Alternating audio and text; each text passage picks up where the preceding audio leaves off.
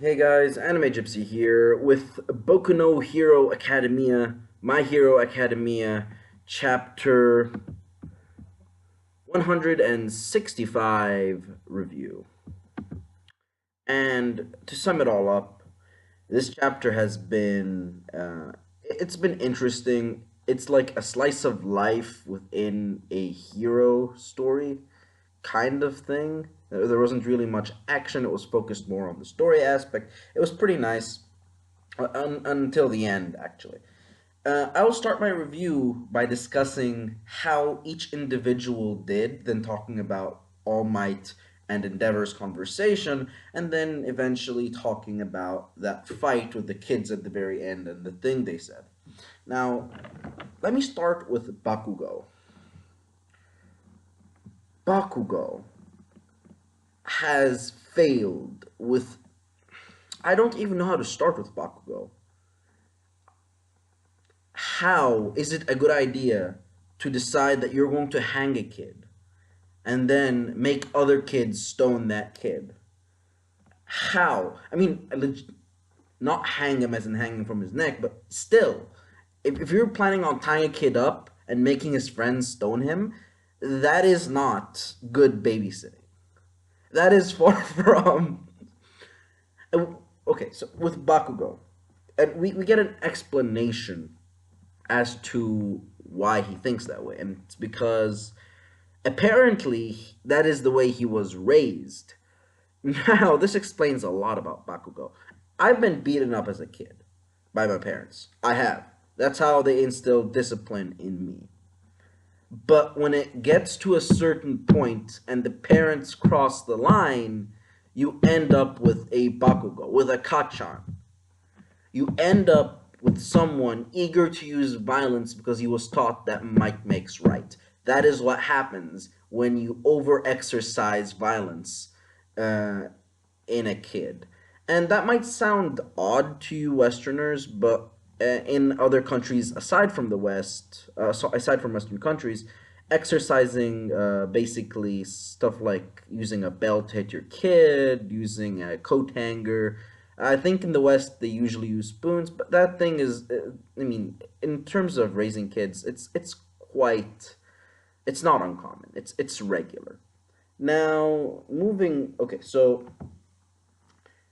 I'm not sure if you guys realize this, but I think one of the kids, the one guy that's chilling by the wall, that kid, it almost seems like that kid could read minds because he's saying stuff that isn't clear evidence of him reading minds, but it's kind of like he knows what Bakugo is thinking. Therefore, he's able to analyze him more than the other kids, and that's why he's calm all the time, so on and so forth. So that kid potentially could read minds. Okay, so Insa, he's an interesting one too because the way he was going to approach it is to step from a high horse perspective and be like, hey, I'm older than you, I'm a hero, and this is what I learned.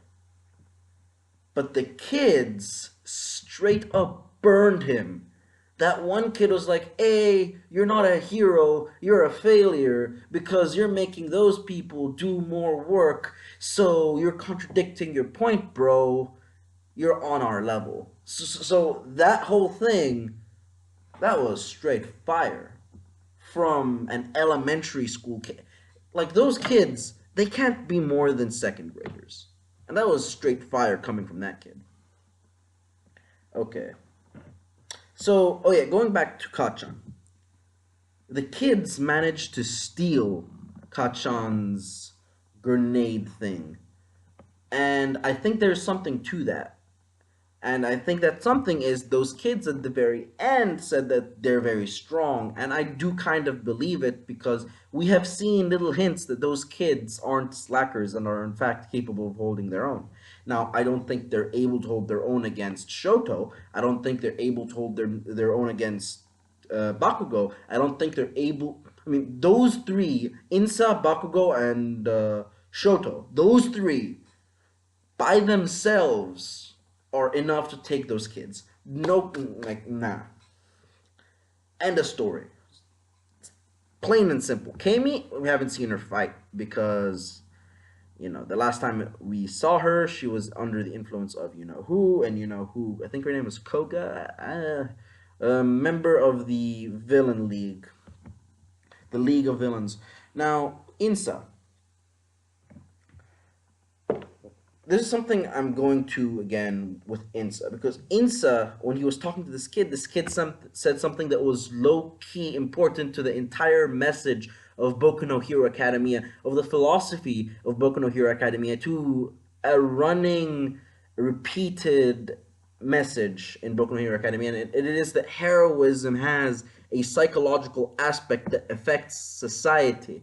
That is something that is highlighted. That is the meaning of the symbol of peace. That is what later on was discussed between the two guys that are the former number one hero and the current number one hero.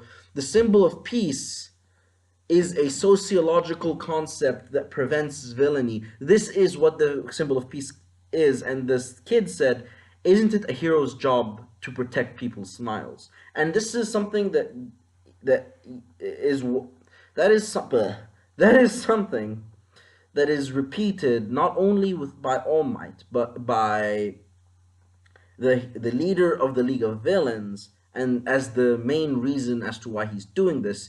He does not believe in a system that dilutes people's minds into thinking they are constantly protected, that there is this individual that could protect them at any time, while in reality what happens is people could die in any moment due to a villain attack or due to anyone coming in and just busting them up, like what happened to his father. So this is something that, like Shigaraki Tomura, that's straight up him. That is the reason why he hates All Might, because of the whole BS of the symbol of peace, the whole BS of you are always protected, the whole BS of you are safe, now you are safe because I am here. That BS is why Togura Shigaraki wakes up every morning and talks about killing All Might. That is his drive, basically. And that is why All Might did his best to become a hero, so he could become that symbol of peace that, while does dilute people's minds, it decreased crime as well, because crime went down, and as mentioned, people aren't worried as much, so there isn't much trouble. Now, next up is Kami. Now, Kami has to deal with a bunch of, oh god, puberty issues. Now, you Westerners reading this might be somewhat confused here, or some of you, but the fact is that in some countries outside of Western countries, like the Middle East, like probably Japan, because, this is Japanese, I'm guessing China too, but I'm not sure. Some people hit puberty really early, and by really early, I'm talking about 9, I'm talking about 8, I'm talking about 6. Yeah, that early. So the whole thing with the little girls talking about being jealous that Kami used her big breasts and hugged it. Well, not they said used, but she was just hugging a kid, and that kid's head happened to be somewhere in between two very soft pillows, and those little kindergarten kids got really jealous, and well, not kindergarten, elementary school kids got really jealous, and the whole spiel happened afterwards, where the kids are, I don't even want to talk to you, don't even look at me, like that whole spiel. Now, the issue with Shoto Todoroki is that he was too boring. He read his life like it was a book.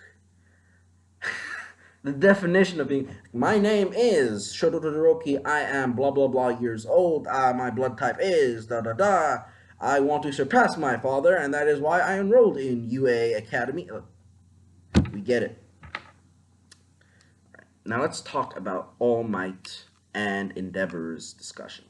Endeavor, contrary to his persona, asked All Might for help in understanding the meaning of the symbol of peace, which he knew it was relevant because he saw how when All Might when All Might lost his power, when All Might retired, he realized the drastic increase in crime. He saw what happened when the symbol of peace was no longer there. So he understood that there was such a thing as a symbol of peace, but he did not fathom what it was. He did not understand the meaning behind it. He did not understand the sociological aspect, the psychological aspect behind the symbol of peace. And that's why he went to All Might. He was like, hey, dude, can you explain to me what the symbol of peace thing is and why I heard the world shake when you left? I heard the world shake when the symbol of peace was removed.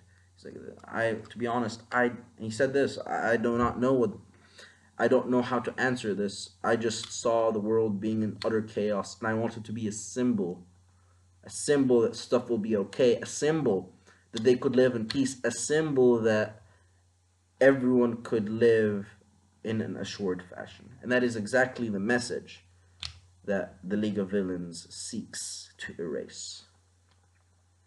Or at least the main antagonist concerning the League of Villains organization. His main goal is to eradicate that sort of image of no worries, you're always safe, I am here, that whole thing.